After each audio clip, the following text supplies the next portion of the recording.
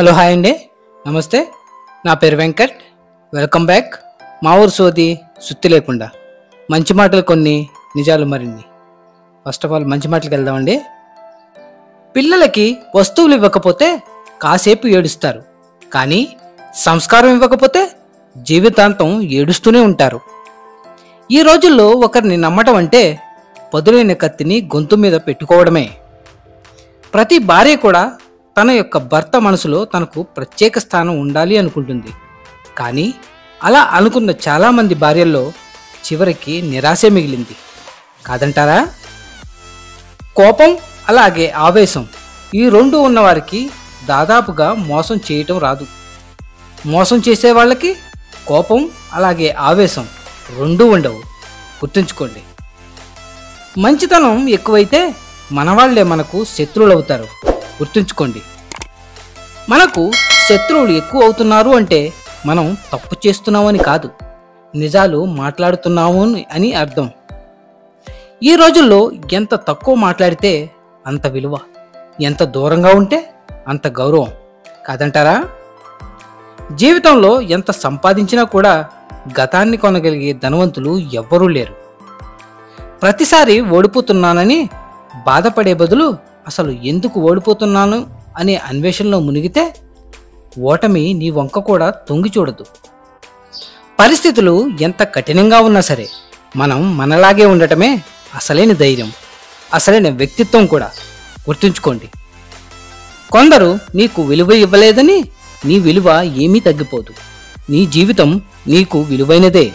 విలువలేని అలాగే విలువ ఇవ్వని మనుషులకు దూరంగా ఉంటేనే నీ విలువేంటో వారికి అర్థమవుతుంది. ధైర్యంగా ఉండండి. ఎప్పుడూ కూడా సహాయం కోసం ఎదురు చూడకు. నువ్వే సహాయం చేసే స్థాయికి ఎదగడానికి ప్రయత్నించు. ఈ రోజుల్లో తలరాతల్లో కాసులే లేకుంటే మన జీవితాన్ని రాశిఫలాలు కూడా మార్చలేవు, గుర్తుంచుకోండి.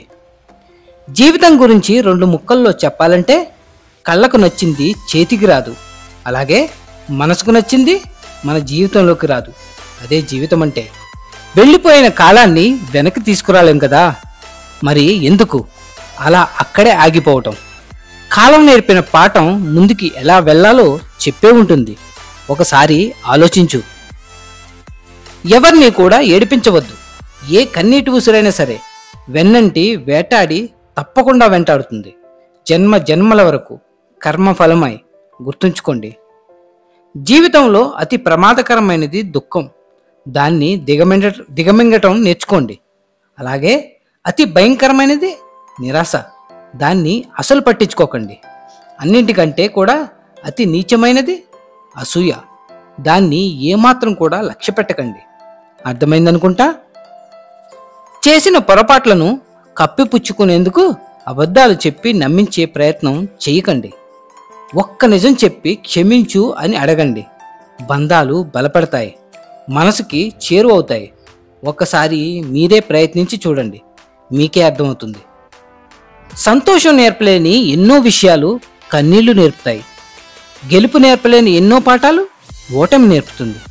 స్నేహం నేర్పలేని ఎన్నో జాగ్రత్తలు మోసం నేర్పుతుంది. అందుకే అంటారు, ఏది జరిగినా కూడా మన మంచికే అని, గుర్తుంచుకోండి. జీవితం గురించి 4 సత్యాలు. మొదటిది, ఒంటరిగా ఉండండి, ఎందుకంటే ఎవరూ కూడా మీతో చివరి వరకు ఉండరు. రెండవది, మీ బాధను మీలోనే దాచుకోండి, ఎందుకంటే దానిని ఎవ్వరూ పట్టించుకోరు. మూడవది, మీ సమయానికి మీరు విలువ ఇవ్వండి, ఎందుకంటే అది మళ్ళీ తిరిగి రాదు. ఇక నాలుగవది, ఏది జరిగినా కూడా అంతా మన మంచికే అని అనుకోండి. జీవితం ప్రశాంతంగా ఉంటుంది. 1000 గోవుల మంద ఒకే చోట ఉన్నా దూడ ఖచ్చితంగా తన తల్లిని వెతుక్కుంటూ తన దగ్గరికి ఎలా వెళ్ళగలదో, మంచి చెడు, పుణ్యం అలాగే పాపం, మనం చేసే కర్మఫలాలు కూడా అలానే మనల్ని వెతుక్కుంటూ తప్పకుండా వస్తాయి, జన్మ జన్మల వరకు కూడా, గుర్తుంచుకోండి. ఎంత జ్ఞానం ఉన్నా వినయాన్ని వీడలేదు సరస్వతీదేవి. ఎంత ధనం ఉన్నా గర్వం చూపలేదు లక్ష్మీదేవి. ఎంత శక్తి ఉన్నా దౌర్జన్యాన్ని చేయలేదు దుర్గామాత. మనం గొప్పగా బ్రతకడానికి ఏమేమో చేయవలసిన అవసరం లేదు, వారు చూపిన దారిలో నడిస్తే చాలు. అహంకారాన్ని తొలగించి చూడు, ప్రతి చోట భగవంతుడు కనిపిస్తాడు. భగవంతుడు ఒక్కడే. నువ్వు ఎలా పిలిస్తే అలా పలుకుతాడు, ఎలా కొలిస్తే అలా కొలువుంటాడు. నమ్మడం సులభం, నమ్మించడమే కష్టం. ప్రేమించడం సులభం, ప్రేమించబడమే కష్టం. ఏడిపించడం సులభం, నవ్వించడమే కష్టం. అసత్యం ఆడటం సులభం, నిజం ఒప్పుకోవడమే కష్టం. మర్చిపోవడమే సులభం, గుర్తుంచుకోవడమే కష్టం. అర్థమైందనుకుంటా. నీవు శరీరానివి కాదు, ఆత్మవని తెలుసుకో. నువ్వు అనుభవిస్తున్న కష్టాలు అలాగే దుఃఖాలు కేవలం శరీరానికి సంబంధించినవి మాత్రమే. ఆత్మపైన మనసు నిలిపే కొద్దీ నీ యొక్క దుఃఖాలన్నీ కరిగిపోతూ ఉంటాయి. భగవంతుడిని పూర్తిగా నమ్మినవాడు పరిస్థితులు ఎలా ఉన్నా కూడా ప్రశాంతంగా ఉండటం నేర్చుకుంటాడు. ధైర్యంగా ఉండండి. ఇక నిజానికి వెళ్దామండి. మనసు కళ్ళని ఇలా అడిగిందట, నువ్వు ఎక్కువగా ఏడవకు, నేను బాధపడాల్సి వస్తుంది అని. అప్పుడు కళ్ళు చెప్పిన సమాధానం, నువ్వు ఎక్కువగా బంధాలను పెంచుకోకు, లేదంటే నేను ఇలానే ఏడాల్సి వస్తుంది అని. ఏదేమైనా ఫైనల్గా సర్వే జన సుఖినో భవంతు. మళ్ళీ వచ్చే వారం కలుద్దాం మరిన్ని మంచి మాటలతో. Signing off Venkat. Thank you.